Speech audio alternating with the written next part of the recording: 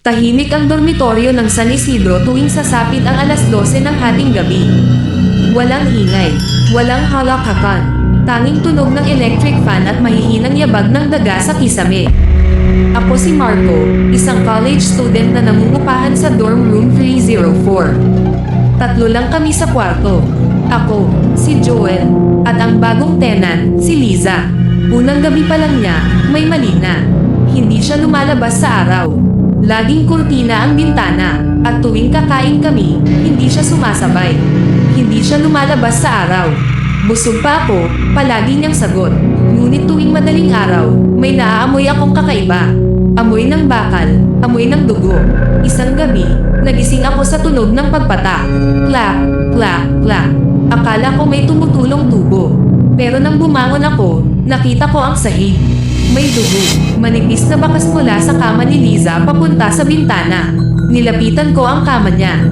Wala siya, ngunit ang kutsan, basa at pula. Kinabukasan, nanginginig si Joel.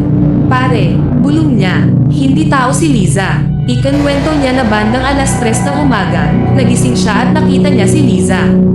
Nakatayo sa gitna ng kwarto. Baligtad ang ulo, mahaba ang dila, at ang tiyan niya, nakabukas. May hawak siyang laman loob. At bago tuluyang mamuka ang bintana, mamulong daw ito. Amoy buhay ka pa. Naghalungkat ako ng lumang logbook ng dorm. May paulit-ulit na pangalan sa room 304. Iba-iba ang apelyido, ngunit iisang mukha sa lumang ID picture. Si Liza. At sa tabi ng huling entry, may pulang sulat. 3 tenant na ang nawala. Hindi na namin hinintay ang umaga. Habang nag-iimpake kami, biglang namatay ang ilaw. May narinig kaming kaluskos sa kisame. May tumulo sa balikat ko. Mainit, malapot. Dahan-daang bumaba si Liza mula sa kisame.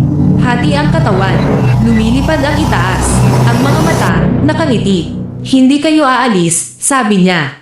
Nagising ako sa ospital kinabukasan. Mag-isa na lang. Wala si Joel. Wala ang dorm. At sabi ng pulis, walang room 304 sa gusaling iyon. Ngunit hanggang ngayon, tuwing sasapit ang hating gabi, may kumakatok sa inuupahan kong kwarto. At isang pamilyar na boses ang bumubulong. May bakante pa ba? Hindi ako sumagot. Nakatayo lang ako sa gitna ng kwarto, nakatitig sa pinto habang paulit-ulit ang katok. Top, top, top. Hindi malakas, hindi rin nagmamadali. Parang sigurado siyang bubuksan ko. Ang orasan sa tabi ng kama ko ay eksaktong 12 AM. Hindi na ito umusad. Huminga ako ng malalim at lumapit sa pinto.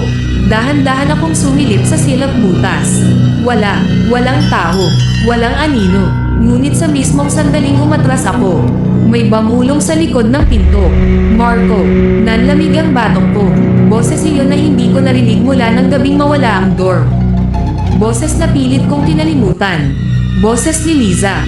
Umatras ako, ngunit biglang, click, kumilos ang doorknob. Hindi ito iniikot, hindi rin tinutulak. Parang, sinusubukan lang kung bukas na ang pinto. May bakante pa ba? Bulong niya ulit. Sa salamin ng aparador, nakita ko ang refleksyon ko. Mapatla, pawis na pawis. At sa likod ko, may hugis ng tao na walang anino. Kinabukasan, bumalik ako sa presinto. Hiniling ko ang buong record ng gusali. Hindi lang floor plan, mga lumang ulat, mga reklamo, mga nawawalang tao. At doon ko nalaman ang hindi sinabi sa akin ng pulis. Ang gusaling tinirhan namin ay itinayo sa dating ospital ng mga baliw noong panahon ng Hapon. At bago iyon, isang bahay ampunan. May isang silid na walang numero. Isang kwartong tinatakpan sa mga plano tuwing may renovation. Tinatawag ito ng matatandang arkitekto na silid na ayaw mag-isa. Si Liza ay hindi iisang tao. Isa siyang pangalan na ipinapasa. Kapag may bagong tenant na, tahimik, mag-isa, walang uuwian. Ang silid ang pumipili, unti-unting binabago ang naninirahan. Hanggang sa hindi na sila makalabas. Hanggang sila na ang kumakatok. Gabing-gabi na nang marinig ko ulit ang katok. Top, top, top. Ngayon, mas malapit. Ngayon, nasa loob na ng kwarto ko. Nang magising ako kinabukasan, may bagong anunsyo sa pinto ng apartment. For rent, fully furnished, quiet at night. At sa baba, maliit na sulat kamay.